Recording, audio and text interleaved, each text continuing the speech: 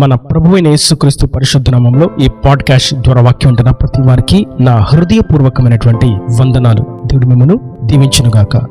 కీర్తనల గ్రంథం 103వ కీర్తన 2వ చరణం. నా ప్రాణమా యెహోవాను సన్నుతించుము, ఆయన చేసిన ఉపకారములలో దేనిని మరువకుము. చదివినటువంటి వాక్య భాగంలో మనం గుర్తించవలసినటువంటి పక్షమేదనగా మరువకుము, డు నాట్ ఫర్గెట్. దేవుడు నేటి దినాన మనకు సెలవిస్తున్నటువంటి మాట ఏదనగా మర్చిపోకూడదు అనేటువంటి మాట.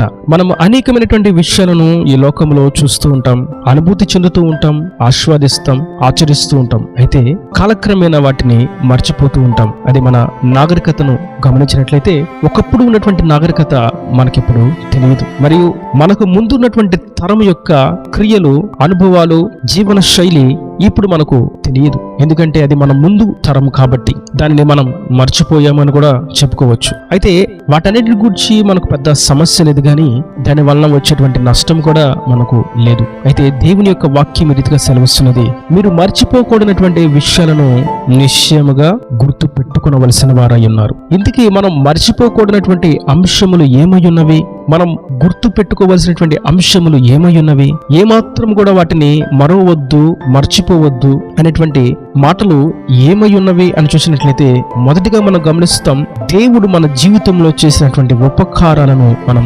మర్చిపోకూడదు. నేడు మనం గమనిస్తున్నట్లయితే దేవుని చెంతకు, సన్నిధికి, మందిరానికి, క్రీస్తు యొద్దకు ఉపకారాల కోసమే వేగిరపడుతూ ఉంటారు. ఉద్యోగం రావాలని, వ్యాపారం ఆశీర్వదించబడాలని, వివాహం జరగాలని, చదువులో రాణించాలని, బ్యాంకు నుంచి లోన్ కావాలని, గృహం కట్టుకోవాలని, ఆరోగ్యం రావాలని, ఇలా రకరకాలైనటువంటి దేవుని యొక్క ఆశీర్వాదాల కొరకు వస్తూ ఉంటారు. మంచిదే, దేవుడు చేస్తారు కూడా. అయితే ఆయన కార్యము చేసిన తర్వాత ఆయన చేసిన ఉపకారాలను మనం మర్చిపోకూడదు.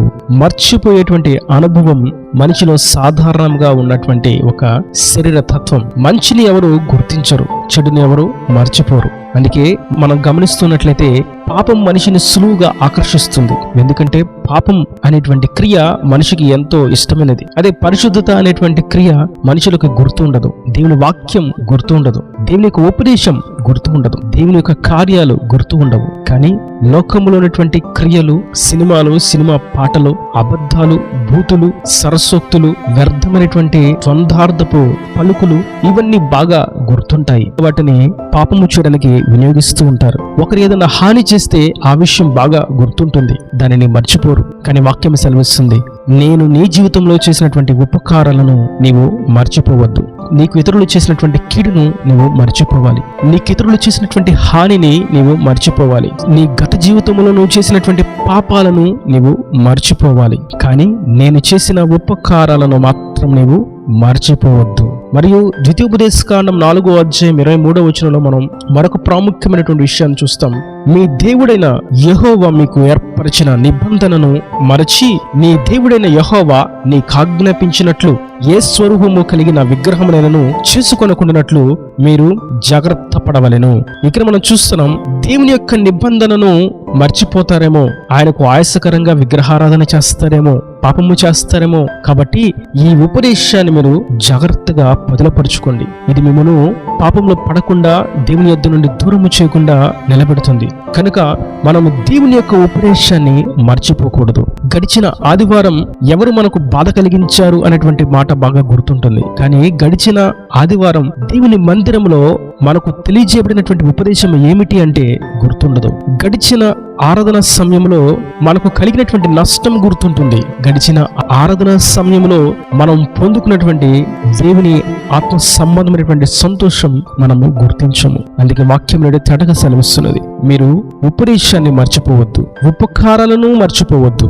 వీటిని మర్చినట్లయితే మీరు నన్నే మర్చిపోతారు అని. ఇదే ద్వితీయోపదేశకాండం 8వ అధ్యాయం 11వ వచనంలో చూస్తాం, నేడు నేను మీకు ఆజ్ఞాపించు ఆయన ఆజ్ఞలను, విధులను, కట్టడలను నీవు అనుసరింపక నీ దేవుడైన యెహోవాను మరచి కడుపారా తిని మంచి ఇండ్లు కట్టుకొని వాటిలో నివసింపగా నీ పశువులు, నీ గొర్రె మేకలను వృద్ధి అయి నీకు వెండి బంగారమును విస్తరించి నీకు కలిగినదంతయు వర్ధిల్లినప్పుడు నీ మనస్సు మదించి దాసుల గృహమైన ఐగుప్తులో నుండి నిన్ను రప్పించిన నీ దేవుడైన యెహోవాను మరిచిపోదువేమో. ఇక్కడ మనం చూస్తున్నాం, దేవుడి చేత ఆశీర్వాదాలను పొందుకొని, దీవెనలను పొందుకొని ఆయన ఆవరణంలో అడుగు పెట్టుట చేత వచ్చినటువంటి సంతోషాన్ని అనుభవించి ఇప్పుడు ఆయన చేసిన ఉపకారాలను ఉపదేశాన్ని మర్చిపోతే వాక్యం సెలవిస్తున్నది అసలు ప్రభువునే మర్చిపోయినట్లు. ఆయన చేసిన కార్యాలే గుర్తులేవు అంటే ఆయన గుర్తులేడనే దాని యొక్క అర్థం. ఆయన చేసిన ఉపదేశమే గుర్తులేదు అంటే ఆయనే గుర్తులేడు అని దాని యొక్క అర్థము. మీరు క్రీస్తు రక్తంలో కడగబడాలి, మందిరంలో పచ్చని మొక్కవాలి, మీరు ఎదగాలి, పరిశుద్ధంగా జీవించాలి, పరిశుద్ధాత్మతో నింపబడాలి, దేవుని రాజ్యం కొరకు కనిపెట్టుకుని ఉండాలి. ఆయన రాకడ కొరకు మనం నిరీక్షణతో పరలోకానికి వారసులమౌటకు కావాల్సినటువంటి సర్వసత్యంలో మనం నడిపించబడాలని ఉపదేశం చేస్తుంటే ఆ ఉపదేశమే మర్చిపోతే ప్రభువునే మర్చిపోయినట్లు, దేవుణ్ణే విడిచిపెట్టినట్లు.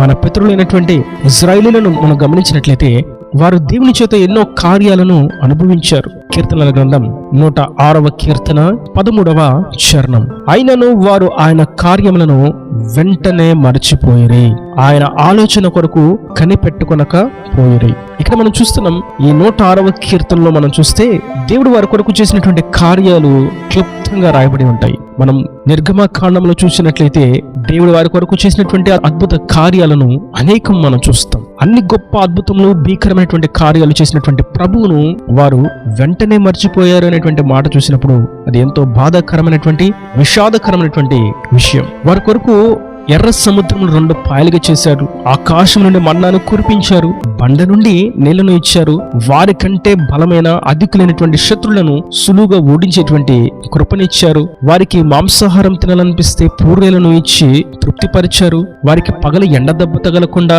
మేఘస్తంభంగా ఉన్నారు, రాత్రి వెన్నెల దెబ్బ తగలకుండా అగ్ని స్తంభంగా ఉన్నారు, ఏ కీడు వారికి దరికి చేరకుండా, ఏది వారికి హాని చేయకుండా, అరణ్యంలో వారి వస్త్రమైనను మాసిపోకుండా, వారి చెప్పులు వారినను తెగిపోకుండా, వారికి కావలసినటువంటి ప్రతి ఈవిని అనుగ్రహిస్తూ క్షేమముగా ఒకడు తన కనుపాపను కాపాడినట్లు కాపాడుతూ, తండ్రి తన కుమారుని ఎత్తుకున్నట్లుగా ఎత్తుకొని నడిపిస్తూ కార్యాలు చేసినటువంటి ప్రభువును వారు మదించి మర్చిపోయారు. నేటి వాక్యం వింటున్నటువంటి నా ప్రియ సహోదరులారా, మనమైతే నేటి దినాన ఈ వాక్యము చేత హెచ్చరింపబడుతున్న వారముగా, ప్రేరేపించబడుతున్న వారముగా, పురుకొల్పబడుతున్న వారముగా ఆయన చేసినటువంటి ఉపకారాలను మనం మర్చిపోకూడదు. ఆయన మనకు అనుగ్రహించినటువంటి ఉపదేశాన్ని మనం మర్చిపోకూడదు.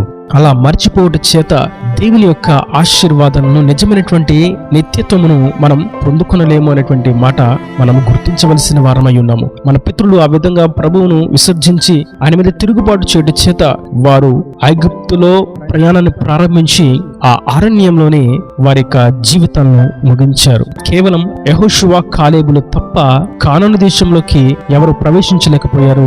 ఐగుప్తులో నాడు ప్రారంభించినటువంటి జనులతో చూసినప్పుడు ఆ సంఖ్య క్రమేణా తగ్గిపోతూ వచ్చింది. కారణం, వారు దేవుని యొక్క ఉపకారాలను మర్చిపోయారు, దేవుని యొక్క ఉపదేశాన్ని మర్చిపోయారు, అసలు దేవుణ్ణే మర్చిపోయారు. అది వారికి ఎంతో నష్టాన్ని చేకూర్చింది. నేడు మనమైతే ఈ అద్భుతమైనటువంటి మాటల చేత పురికొల్పబడిన వారంగా ఆయన ఉపకారములను తలంచుచు ఆయనను స్తుతించాలి. ఆయన ఉపదేశమును ధ్యానిస్తూ మనం ఆత్మశక్తిని పొందుకోవాలి. సిలువ వేయబడినటువంటి క్రీస్తును మన కన్నులెదుట ఉంచుకొని విశ్వాసమునకు కర్తయు దాన్ని కొనసాగించబడినటువంటి ఆయన వైపు చూస్తూ మనం గమ్యమునకు చేరిపోవాలి, పరలోకానికి వారసులుగా మార్చబడాలి. ఒకవేళ అట్లు కాక మర్చిపోయినట్లయితే అది మనకు నష్టం.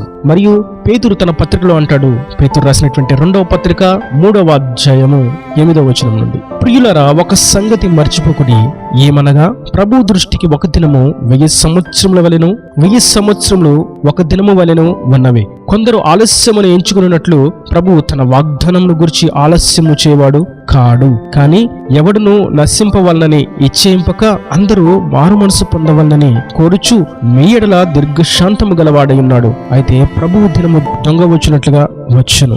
ఇక్కడ మనం చూస్తున్నాం ఈ మాటలో ఉన్నటువంటి సారం ఏదనగా, ప్రభు వస్తారు అనేటువంటి మాట మీరు మర్చిపోవద్దు. ఆయన రాకడ ఉంది అన్నటువంటి సంగతిని మీరు మర్చిపోవద్దు. ఇంకా మనం పైన చూస్తాం ఈ 3వ అధ్యాయంలో అనేకులు అపహసిస్తూ ఉన్నారు. దేవునిని గూర్చినటువంటి రాకడను గూర్చినటువంటి ఆ వాగ్దానాలు, ఆ ఉపదేశాలు, ఆ వాక్యాలు, ఆ మాటలు ఏమైపోయాయి అని అన్ని జనులు అలర చేస్తున్నారు, అపహసిస్తున్నారు, తృణీకరిస్తున్నారు. అయితే వాటిని బట్టి మీరు నిలిచిపోక, దేవుని రాకడను మర్చిపోక గమ్యమునకు, పరలోకానికి చేరవలసిన వారై ఉన్నారని ఈ మాటను మీరు గుర్తించండి. అందరూ అంతటా మారు మనసు పొందాలి, అందరూ పాపం నుండి విడిపించబడాలి, అందరూ పరలోకానికి చేరాలి అనేటువంటి ఆయన నిజమైనటువంటి పరిధులు లేనటువంటి ప్రేమ ఆలస్యం చేస్తున్నది. కానీ ఆయన రాకడా తథ్యము, అది అలక్ష్యము కాదు, ఆలస్యమే కానీ అలక్ష్యము కాదు. నిశ్చయంగా ఆయన వస్తాడు. ఆయన రాకడను మీరు మర్చిపోవద్దు. అట్టి విధంగా మనం దేవుని ఉపకారాలను మర్చిపోక, దేవుని ఉపదేశమును మర్చిపోక, దేవుని రాకడను మర్చిపోక, ఆయనను మన మధ్యలో గుర్తుంచుకున్న వారంగా, శిలువ దర్శనం పొందుకున్న వారంగా ఆయనను చూస్తూ ముందుకు సాగిపోదాం, గమ్యమునకు చేర్చబడదాం. ఈయన దేవుని మాటల ప్రతి వాని హృదయంలో నీరుకట్టి ఫలింపు చేయనుగాక. ఆమేన్. God bless you. తలలో వంచి కనులు మూసినట్లయితే మీ కొరకు చిన్న ప్రార్థన. ప్రేమ స్వరూపీకరణ కటాక్షం గల నా తండ్రి, నా ప్రభు వాక్యాన్ని ప్రతి వారిని మేము నిండలుగా దీవించండి, ఆశీర్వదించండి. మర్చిపోవద్దు అనేటువంటి ఒక ప్రాముఖ్యమైనటువంటి విషయ సూచికను మాకు ఇచ్చినందుకు నీకు వందనాలు ప్రభువా. నీ ఉపకారములను, నీ ఉపదేశమును, నీ రాకడను, నిన్ను మేము మర్చిపోక మేము నిలిచి ఉంటాం. సర్వసత్యంలో మేము సాగిపోతాము తండ్రి. ఈ వాక్యాన్ని ప్రతి వారిని అట్టి విధంగా నిన్ను మరువక, నీ కార్యాలను మరవక, ఉపదేశం మరవక, దీన్ని బట్టి బలం పొందుకున్న వారుగా ఈ రాజ్యానికి వారసులకు సహాయం అనుగ్రహించండి. నీకు వారి ప్రతి అవసరతను ఆ కరుణ మహిమశలో తీర్చి నీ రాకడ రాజ్యాన్ని సిద్ధపరచమని యేసు పరిశుద్ధ నామమున ప్రార్థించి పెట్టుకుంటున్నాను తండ్రి. ఆమేన్. ఆమేన్.